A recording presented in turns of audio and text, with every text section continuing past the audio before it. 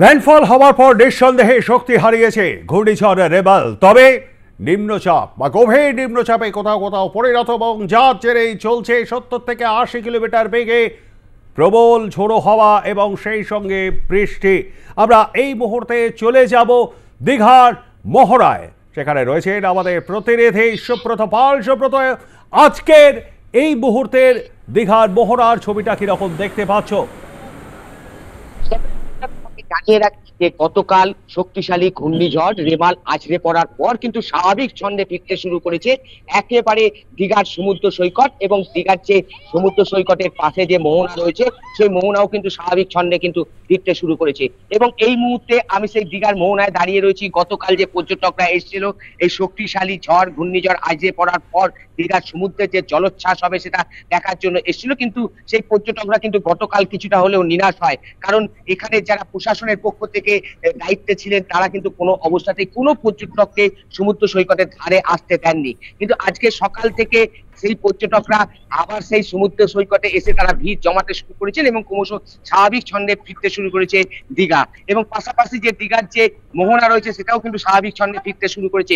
কিন্তু জলোচ্ছ্বাস কিন্তু রয়েছে, যেমন গতকালের যে ভয়াল ঘূর্ণিঝড় আছড়ে পড়েছে, পাশাপাশি যে ভরা কোটাল, যেহেতু পূর্ণিমার সময় ভরা কোটাল চলছে, এই দুয়ের কারণে কিন্তু একেবারে জলোচ্ছ্বাস কিন্তু সমুদ্রে রয়েছে এবং সেই জলোচ্ছ্বাস দেখার জন্যই কিন্তু এই পর্যটকরা আজকে সমুদ্রের পাড়ে ভিড় জমিয়েছেন। এবং সব থেকে বড় কথা, প্রশাসনের পক্ষ থেকে কিন্তু এখনো পর্যন্ত কাউকে সমুদ্রে স্নান করতে নামার অনুমতি দেওয়া হয়নি।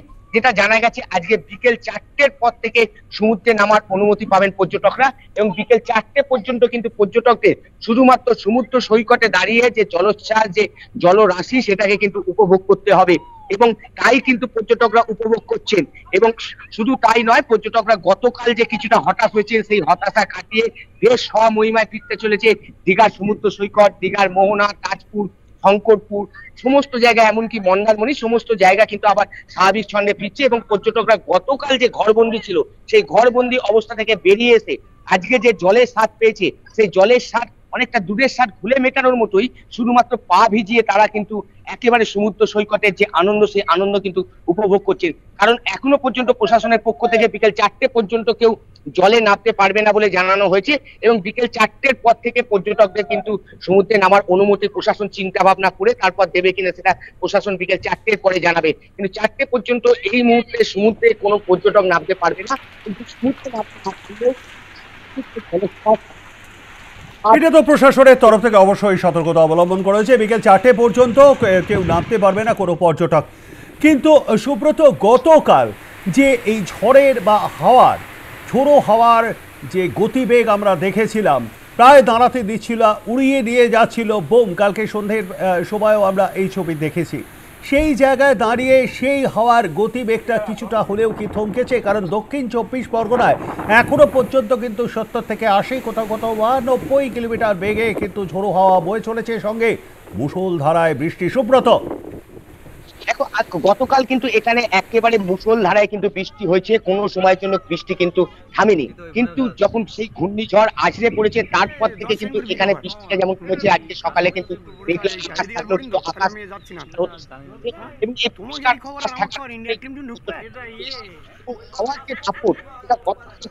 অনেকটাই কিন্তু কমে গিয়েছে। কারণ গতকাল আমরা যেটা দেখেছিলাম যে দুপুরের পর থেকে প্রায় 40 থেকে 50 কিলোমিটার বেগে হাওয়া ছিল, সেই হাওয়া কিন্তু আজকে অনেকটাই কমে গেছে।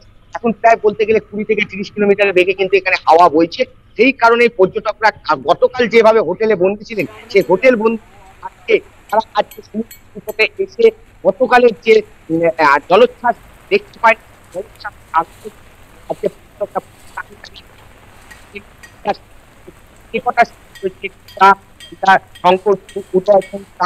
মন্দারমণি থেকে শুরু করে একেবারে দীঘার মোহনা যেখানে আমরা এই মুহূর্তে দাঁড়িয়ে রয়েছি, সেখানেও কিন্তু পর্যটকরা একেবারে দাঁড়িয়ে দাঁড়িয়ে উপভোগ করছেন। কিন্তু প্রশাসনের পক্ষ থেকে পর্যটকদের কিন্তু জলে নেমে স্নান করার অনুমতি দেওয়া হয়নি, এবং সেটা বিকেল 4টের পর প্রশাসন কিন্তু বিবেচনা করে তাদের অনুমতি দেবে বলে কিন্তু আমরা জানতে পেরেছি।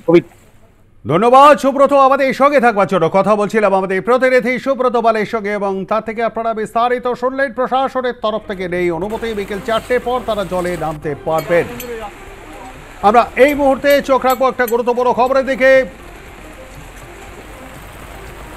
রাজ্যপাল ডক্টর সিভি আনন্দ বোস ইতিমধ্যে র্যাপিড অ্যাকশন ফোর্সের দায়িত্ব নিয়েছেন এবং তিনি এটা গঠন করেছেন যে সমস্ত জায়গায় গাছ পড়ে গিয়েছে, রাস্তা অবরুদ্ধ হয়ে গেছে, সেই সমস্ত জায়গায় রাজ্য সরকারের যে স্পেশাল টাস্ক ফোর্স তারা সেখানে সেই গাছগুলি কেটে রাস্তা সরিয়ে আপনারা দেখছেন সরেজমিনে পুরো বিষয়টা খতিয়ে দেখছেন রাজ্যপাল ডক্টর সিভি আনন্দ বোস। রাজ্যের সাংবিধানিক প্রধান রয়েছেন আমাদের প্রতিনিধি নাজিয়া রহমান। নাজিয়া, কি আপডেট খবর আছে? রেমালের ফলে বিভিন্ন জায়গায় গাছ পড়ে গেছে এবং এই ঝোড়ো হাওয়ার যে তীব্রতা ছিল সেই তীব্রতার জেরে শহর কলকাতার বিভিন্ন জায়গায় গাছ পড়ে গিয়ে রাস্তা বন্ধ হয়ে গেছে, অবরুদ্ধ হয়ে গেছে রাস্তা, যান চলাচল ব্যাহত, মেট্রো ট্রেন থেকে শুরু করে সমস্ত কিছুই ব্যাহত হয়েছে চলাচল।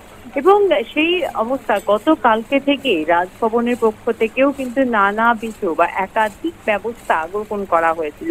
রাজ্যপাল নিজে তিনি তদারকি করেছেন এবং সমস্ত সেখানেও কন্ট্রোল রুম খোলা হয়েছিল। আজকে দেখা যাচ্ছে রাজভবনের মধ্যে যে সমস্ত গাছগুলি পড়ে গেছে এবং রাজভবনের বিভিন্ন জায়গায় সেগুলো কিন্তু সরেজমিনে খোঁজ নিচ্ছেন রাজ্যপাল নিজে এবং রাস্তায় যে সমস্ত ব্যাহত হয়েছে মানুষের জীবনযাপন সেগুলোও তিনি খোঁজ খবর নিচ্ছেন। রাজ্যপাল গতকালকে থেকেই কিন্তু এই বিষয়ে তৎপরতা দেখিয়েছেন এবং তিনি মানুষের সুবিধার জন্য যেমন কন্ট্রোল রুম সেখানে খোলা হয়েছে, তার পাশাপাশি আজকেও কিন্তু যেহেতু দুর্যোগ আজকেও আছে, দিনভর বৃষ্টি, ভারী বৃষ্টির পূর্বাভাস রয়েছে, একাধিক জায়গায় শহরে জলমগ্ন এবং বেশ হয়তো দিনভর জলমগ্ন থাকতে পারে শহর কলকাতার বিভিন্ন প্রান্তে, বাস চলাচল ব্যাহত এবং মানে জনজীবন বিপর্যস্ত বলা যেতে পারে এই ঘূর্ণিঝড়ের ফলে। রাজ্যপাল নিজে তিনি তদারকি করছেন এবং রাজভবনের মধ্যে তাকে দেখা যাচ্ছে যে তিনি বিভিন্ন জায়গায় ঘুরে বেড়াচ্ছেন এবং গাছ যাতে কাটা হয় বা যাতে সরিয়ে নেওয়া হয় সেদিকে তিনি তদারকি করছেন। রাজভবনের পাশাপাশি শহর কলকাতারও তিনি কিন্তু সমস্ত কিছু আপডেট নিচ্ছেন এবং জনজীবন যাতে ব্যাহত না হয় এবং দ্রুততার সঙ্গে জনজীবন স্বাভাবিক পরিস্থিতিতে ফিরে আসতে পারে সেদিকেও কিন্তু নজর দেওয়া হয়েছে। ধন্যবাদ আমাদের সঙ্গে থাকবার জন্য নাজিয়া। কথা বলছিলাম আমাদের প্রতিনিধি নাজিয়া রহমানের এই সঙ্গে এবং তা থেকেই আপনারা বিস্তারিত শুনলেন।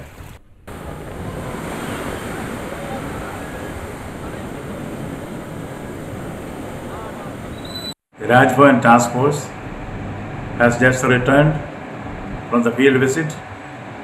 We are all greatly relieved that no reported casualties there. The Remal cyclone is weakening and the people of Bengal have been able to brave it with fortitude and courage. We are watching in case there is any need for any help. The Rajbhavan Task Force is ready. We will all work together to see that we tide over this crisis in a very, very effective and proactive manner. I thank the entire people of West Bengal for the solidarity which they expressed in facing the natural calamity with equanimity and courage. শহর কলকাতা সহ ২ পরগনা, বিশেষ করে দক্ষিণ ২৪ পরগনা এবং উত্তর ২৪ পরগনার উপকূলবর্তী অঞ্চল, সেই সঙ্গে দীঘা সমুদ্র সৈকত, একবারে যাকে বলা হয় লন্ডভন্ড। আমাদের সঙ্গে এই মুহূর্তে রয়েছেন সিপিআরও মিস্টার কৌশিক মিত্র। গুড মর্নিং মিস্টার মিত্র, আর প্লাস নিউজে আপনাকে স্বাগত জানাই। গতকালের মতন আজকেও কি বাতিল বহু লোকাল ট্রেন এবং মেট্রো পরিষেবা? প্রথম কথা বলে রাখি, একটা ট্রেনও বাতিল করতে হয়নি। যেটা সকালে ৬টা থেকে ৮টা পর্যন্ত আমরা প্রথমে শিয়ালদা সাউথ শাখায় যে ট্রেনগুলি বন্ধ রেখেছিলাম সেগুলি আমাদের রক্ষণাবেক্ষণের কাজের জন্য, কেন প্রচুর জায়গায় গাছ পড়ে গেছিল বলে এই গাছের জন্য মুভমেন্ট হচ্ছিল না, করা যাচ্ছিল না। গাছগুলোকে আমাদের সরাতে হয়েছে। সারা রাত আমাদের অফিসাররা এবং কর্মীরা কাজ করেছিলেন শিয়ালদা সাউথ শাখায়। সেই গাছগুলো সরাতে সরাতে আমাদের ৯টা বেজে যায়। ৯টার পরে আমাদের এন্টায়ার শিয়ালদা সাউথ শাখায় সার্ভিসেস নর্মাল হয়ে গেছে। এবারে আসি হাওড়া ডিভিশন, আসানসোল ডিভিশন এবং মালদা ডিভিশন। এখানে কোথাও কোনো প্রবলেম ছিল না। সকাল থেকে বন্দে ভারত বলুন, ব্ল্যাক ডায়মন্ড এক্সপ্রেস বলুন বা অন্যান্য রাঁচি হাওড়া যে শতাব্দী এক্সপ্রেস সেটা বলুন, সবই নর্মাল সার্ভিসেস রয়েছে। আর মেট্রো পরিষেবা? মেট্রোতে সকাল থেকে নর্মাল সার্ভিসেস ছিল, কিন্তু কলকাতা শহরে জল জমে গেছে, আপনিও দেখাচ্ছেন, আমরাও দেখছি, আমরা ফিল করছি, রাস্তায় নেমেছি। তো যেটা হয়েছে সেটা হলো এই ব্রিগেড প্যারেড গ্রাউন্ডের ওখানটায় ময়দান চত্বরে জলটা শোক করে গিয়ে নিচে চলে আসছে বলে পার্ক স্ট্রিটে জল সুইপেজ হচ্ছে। আদারওয়াইজ দেখা যাক, এখন যতক্ষণ না ড্রেনেজ সিস্টেম একটু ওকে হচ্ছে, জলটাকে তো আমরা নিচে নেমে গেছে না, ওটা যতক্ষণ না নর্মালাইজ হচ্ছে, আমরা পার্ক স্ট্রিট স্টেশনটাকে বন্ধ রেখেছি, তার ফলে ট্রাঙ্কেটেড সার্ভিস চালাচ্ছি আমরা এখন। তার মানে দক্ষিণেশ্বর থেকে কবি সুভাষ মেট্রো পরিষেবা আপাতত বন্ধ রয়েছে? না, পুরোটাই নয় তো, আবার বললাম তো ট্রাঙ্কেটেড সার্ভিস চলছে, কিছুটা সেকশন আমরা এদিকে চালাচ্ছি, সেন্ট্রাল পর্যন্ত চালাচ্ছি, আর ওদিকে আপনার টালিগঞ্জ পর্যন্ত চালাচ্ছি। সেন্ট্রাল আর ওদিকে টালিগঞ্জ পর্যন্ত। ধন্যবাদ আমাদের সঙ্গে থাকবার জন্য। কথা বলছিলাম সিপিআর মিস্টার কৌশিক মিত্রর সঙ্গে, এবং আপনারা শুনলেন দক্ষিণেশ্বর থেকে সেন্ট্রাল মেট্রো স্টেশন, অপর থেকে বাস স্ট্যান্ডকে বন্ধ রাখা হয়েছে। রবীন্দ্র সদন থেকে টালিগঞ্জ পর্যন্ত কিন্তু মেট্রো চলাচল করছে আপাতত। পার্ক স্ট্রিটে জল জমে রয়েছে,